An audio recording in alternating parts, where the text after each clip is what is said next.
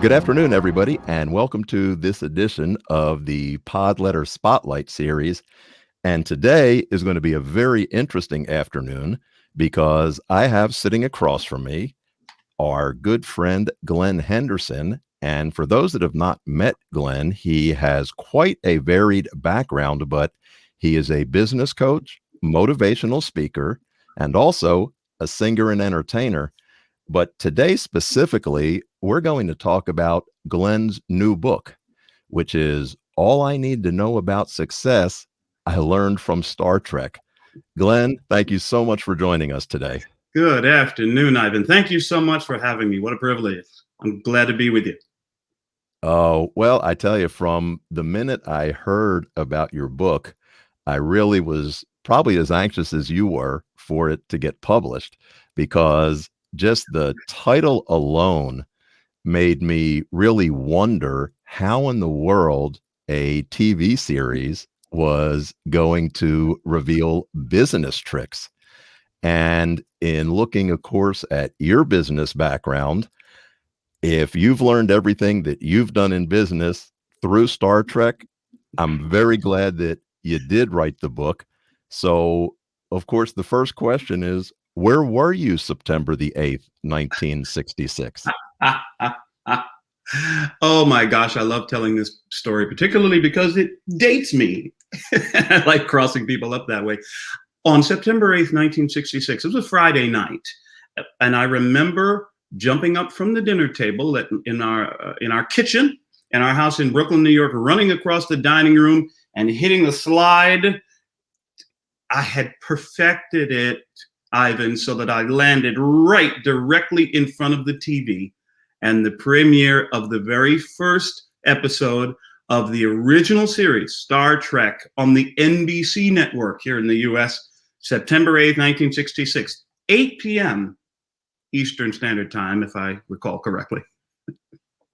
So that's where you were. Now, did the family watch it? Was it still in a time when the family gathered around the TV? Or in your particular family, was it just maybe you or you and your mother?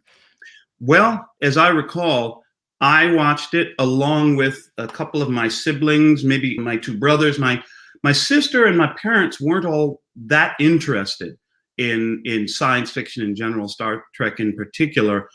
What I do recall was that no one in my family was as immediately and deeply affected by Star Trek as I was. As I think I might have mentioned there in the book, from the very first time I saw it, this little wide-eyed 5-year-old kid was inspired somehow to look up into the stars and dream. And that's really when it began for me. And the story has been being told and retold in my head and my heart for way past 50 years now. When did you decide to write it down? When did you kind of have that thought that, I mean, I know you've been sharing the lessons with other people, but when did you decide to make it into a book? I think that process and journey, Ivan, probably started 6 or 7 years ago. Didn't write a word, didn't outline any chapters or anything like that.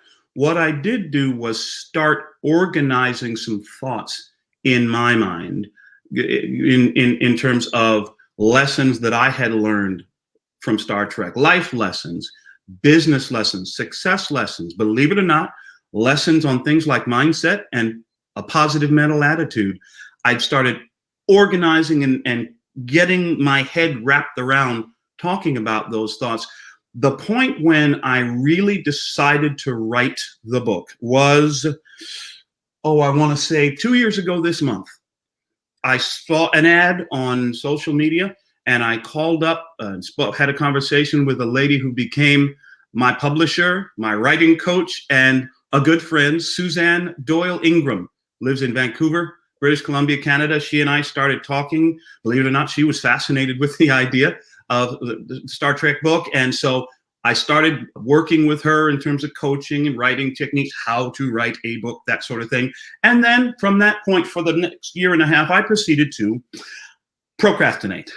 and put the book off and put it off and put it off. You see, I'm generally so busy in my own networking business and networking and e-commerce business, and I'm sort of a professional networker, you might say. So busy meeting people and doing different things. Excuses, all excuses. And so what finally happened was sometime in the middle of last year, I was on a Zoom coaching session with Suzanne, and she generally gives people ideas and tips and, okay, here's your homework and here's what what I want you to get done for next week. And then she turns to me and she says, and Glenn, your assignment for next week is to write the damn book. She says, you've already got the ideas. You know this stuff better than anybody I've ever met. So what are you waiting for? I know you're busy and all of that, but those are all just BS excuses, Glenn. Go ahead and write the darn thing already. And she was right. I had just been putting it off. And the reason Ivan I had been one of the main reasons was because of a hefty dose of self-doubt. Like, come on, man. You're just a guy.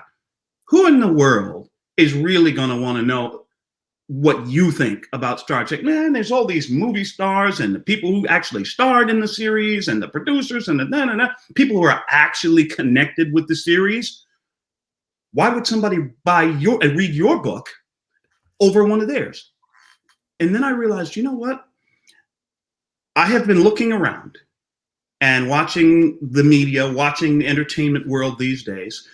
There are some great Star Trek series out there now that have just recently been introduced in the past couple of years. There's a whole new set of Star Trek films, and they're all really great.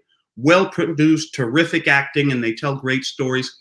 What I realized is that no one, at least as far as I could see, is still telling the stories of Captain Kirk and Mr. Spock and Dr. Bones McCoy and the original cast, the original series, to a certain extent also the next series, Star Trek, The Next Generation.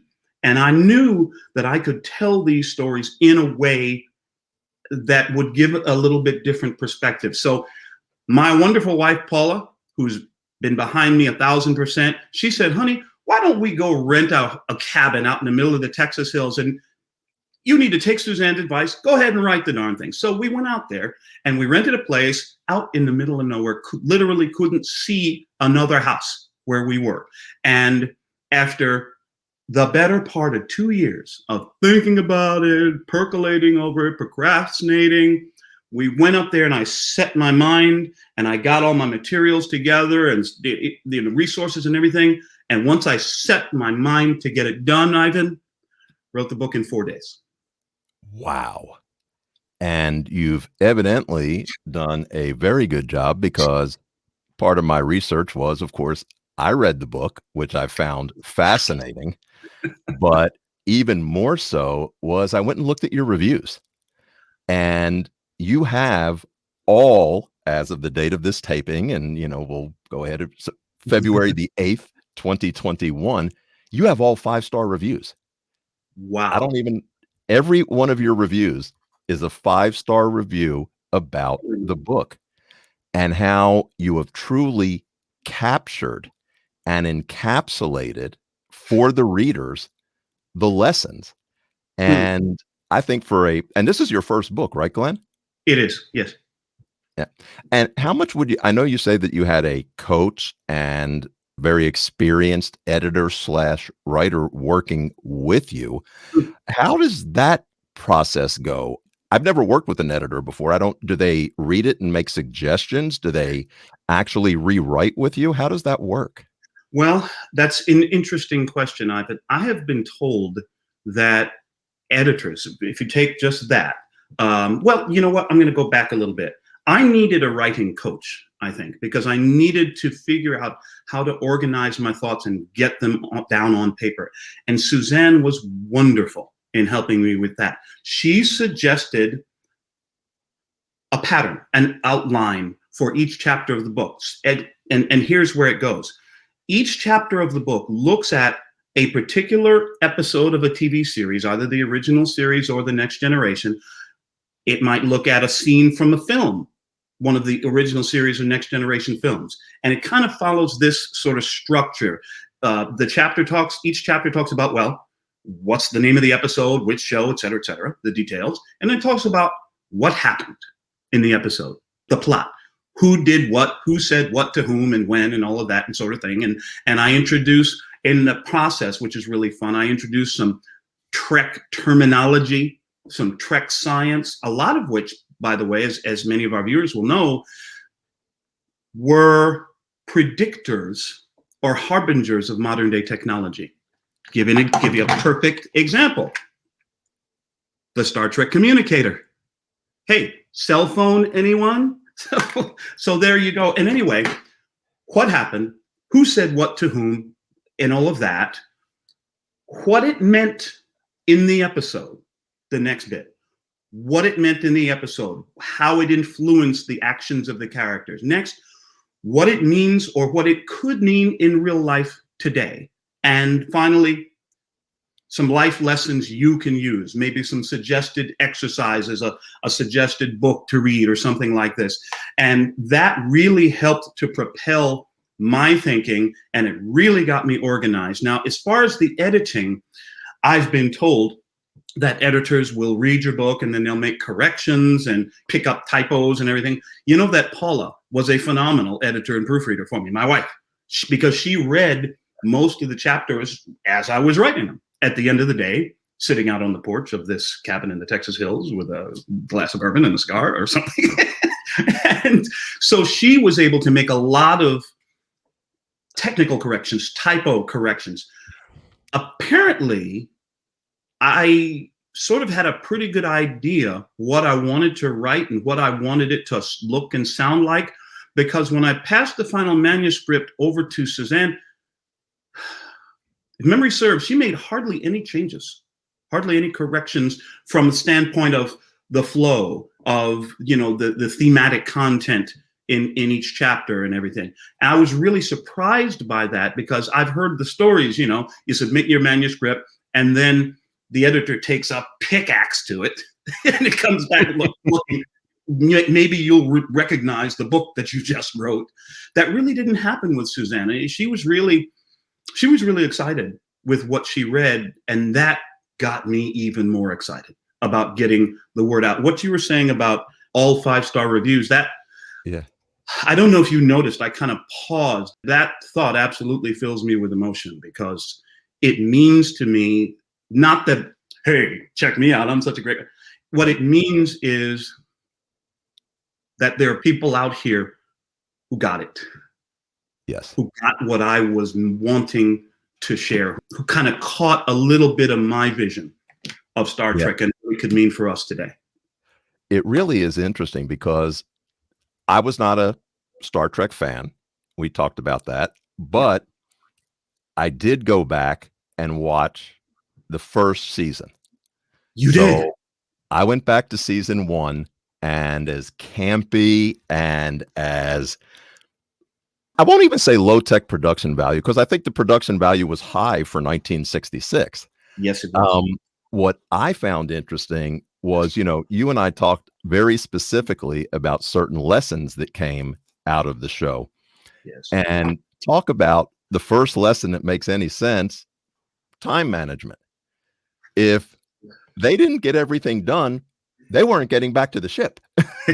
Yeah, exactly so. And there is, in fact, an episode that deals in a very interesting way with the concept of time. Not only time, but the very nature, it goes right into the very nature of reality. The episode's called Spectre of the Gun. And in that episode, Kirk and Spock and crew, through an innocent mistake, are thrust into a situation where they are now forced to relive the gunfight at the OK Corral. Mm-hmm. They are forced to relive this, and they're on a time clock. So there are certain things they've got to get done to try to protect themselves, to try to escape this situation. And then finally, when they realize that there is no escape, they now have to consider another way to resolve this by recalibrating, by rethinking their own perceptions of reality. The thing is, they got to do it in about 10 minutes. And so this is the first time in the series where we see the introduction of a mental technique called the Vulcan mind meld, where Mr. Spock from the planet Vulcan engages each, Captain Kirk, Dr. McCoy, and so forth, in a mental exercise that allows them to ignore physical reality and focus on what they know to be the truth. I'll give you an example. I'm just going to read, if you don't mind, I'm going to read very quickly Oh, please. from the chapter. It goes like something like this.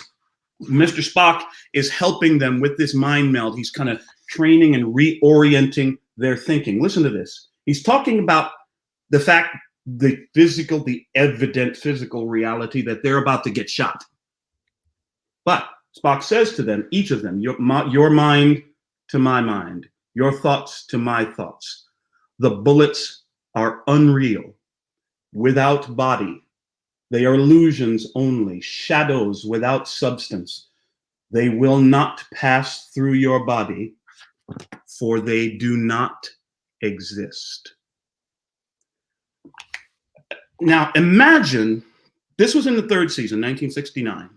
Imagine an 8-year-old kid seeing this on TV, hearing these words said to me.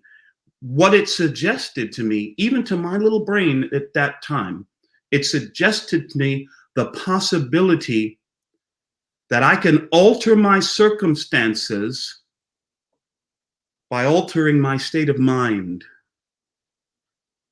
William James, the famous psychologist, right?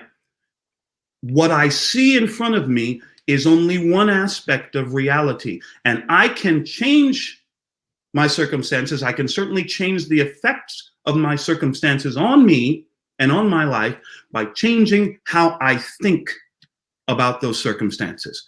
And oh boy, did that open up new vistas of understanding and insights for me, even back then.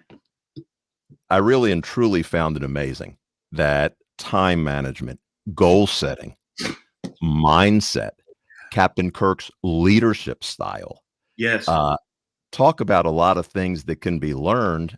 And when you were telling me about your philosophies for business, that you work with real people who have real products, you sell something that people really want, and the truth about the product is good enough. You don't need to embellish it. And I can't tell you how many salespeople I have come across that could definitely benefit from those quick lessons of leadership.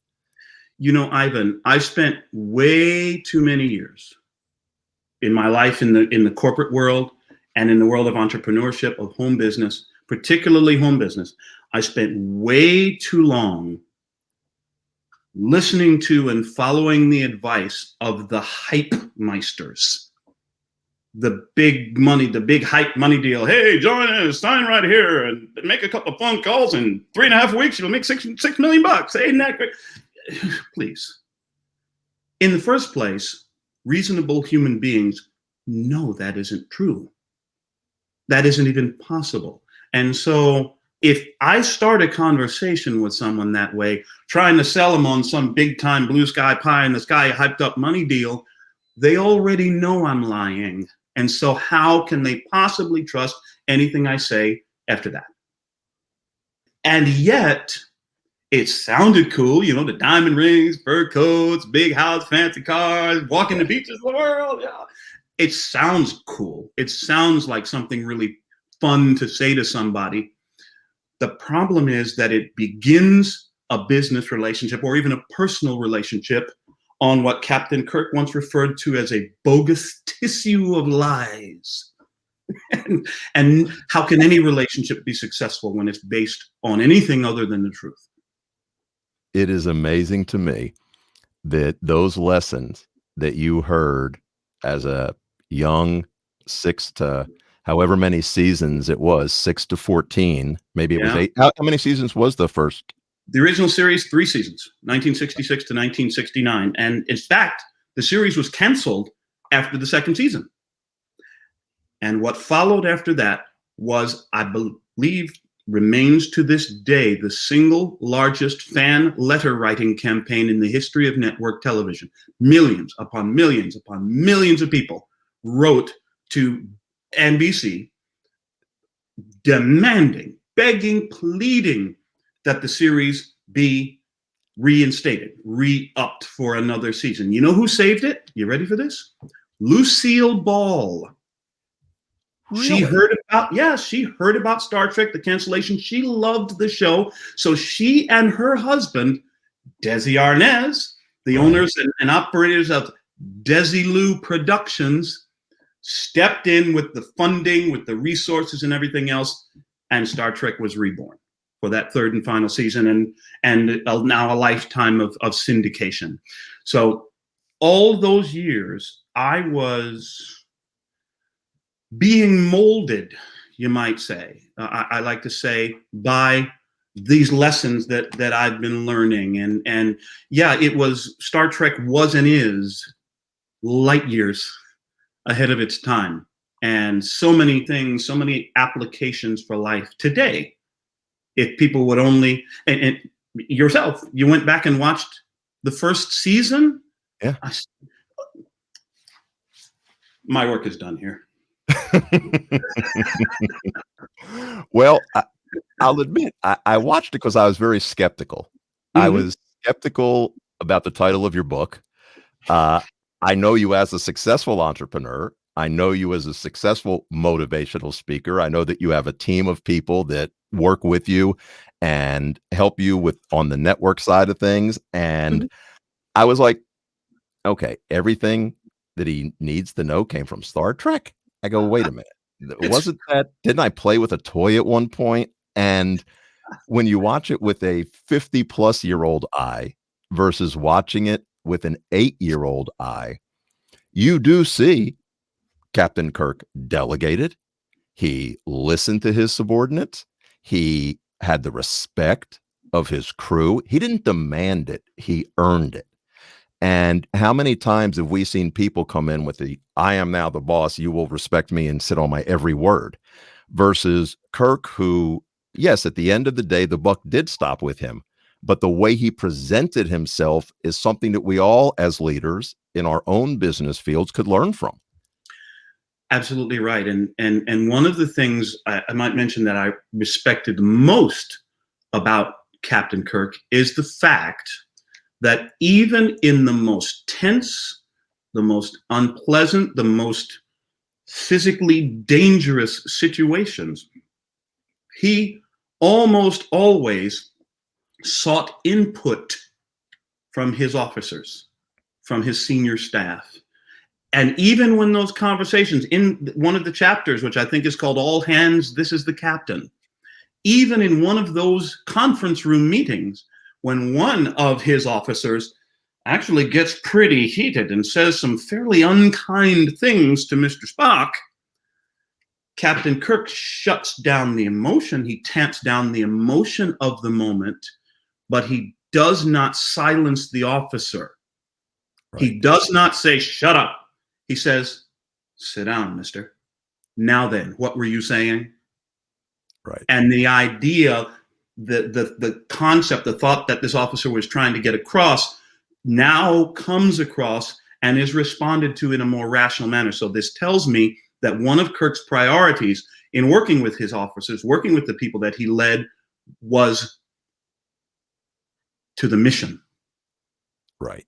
The mission comes first. Emotions will come up. We need to deal with these, but we need to deal with them and move through them because the mission is what's important. Not always necessarily the feelings or the emotions of the moment. The mission is paramount. Yeah. And Glenn, I tell you, it's a very, very good book that really Thank you. will add to anybody's business career. So listeners, to order Glenn's book, you could go to Amazon.com and just type in Glenn Henderson. That'll save you from having to type all I need to know about success I learned from Star Trek. So if you type in Glenn, and that's Glenn with one N, Henderson, exactly how it sounds, at Amazon.com. You will find his book. It's available in a Kindle version. It's available in a paperback version. And I bet I could talk him into finding a voice actor so that it could be available in an Audible version shortly, unless that's already in production and I don't know about it. Voice actor. Voice actor. What are you talking about? This I guy. don't know. Some guy can read it. You're right. You're right. So you know what? You know what, Glenn? We'll have to go into a studio Ooh. and record it for you because nobody could deliver the book like you. That, without a doubt, is a fact. So I keep an eye on the time, Glenn, because I promised people we're never going to go over 30 minutes. And you have really just done a great job in articulating the book that I've heard so much about. I was very happy to read it. I know our listeners are going to get something out of it because it really, really is a fabulous book. And you've accomplished the goal. You set out to do it. You've accomplished it. And I know that without a doubt, had Paula not taken you out to the woods, locked you away from your telephone and everything else, and I've said it before and I'll say it again, behind every successful man is a great woman pushing him. I heard something in a non-Star Trek movie once. Somebody will recognize the line. I like to think of it this way: behind every great man, there's a woman rolling her eyes. Yes. And that happens to be true. So, everybody, thank you very much. We have been chatting today with Glenn Henderson. You could get Glenn's latest book, All I Need to Know About Success I Learned from Star Trek. It is available on Amazon.com. It's available in a Kindle edition. And Glenn, thanks so much for taking the time out and joining us today. And look forward to following up with you in a few months and seeing the status. Maybe it'll be up to the New York Times bestseller list by then. Ooh, hey, wouldn't that be cool? Ivan, thank you so much for the time. I really appreciate it. It's been a blast chatting with you. And one last thing, live long and prosper, my friend. I'm getting there. I'm getting there. I got three of the four fingers that could do it. I hear duct tape works pretty well. I appreciate it. Thank you, Glenn. Thank you, everybody, for joining us today, and look forward to seeing you on the next episode.